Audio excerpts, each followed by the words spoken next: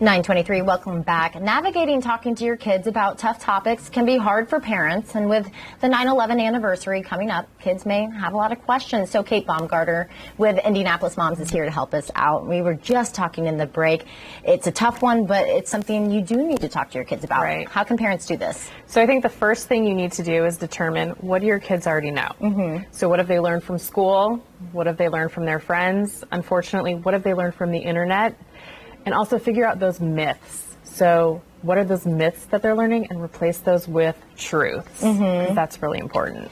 And be open and honest about it, and our experiences and about what happened. Exactly. When you're open and honest, they're going to feel better about it, at least process it more. So safe space where you can talk, where they can ask questions, where you can answer honestly, because we don't know all the answers. So have that open, honest conversation with them, and they're going to be able to process it a lot better. My first thought went to, when we revisit 9/11, a lot of times we watch these documentaries. Is this something we should be doing with our kids?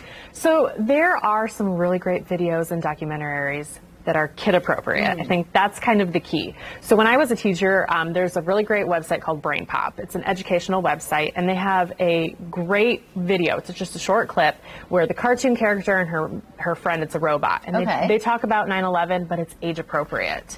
There's also a really great Reading Rainbow episode. It's called The Tin Forest, and he sits down and he talks with the kids.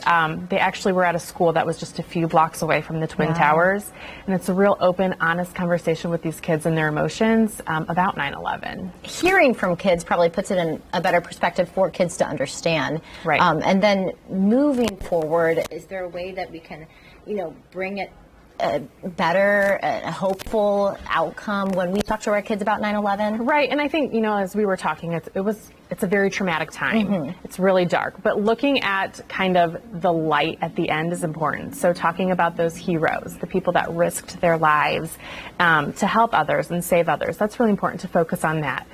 Also, it's really important to think about how at that time, our country was extremely united. We immediately just got very united at that time. So looking at that too, but also looking at that light and how our country has moved forward as the years have gone on. And is there a certain age that we should start this conversation?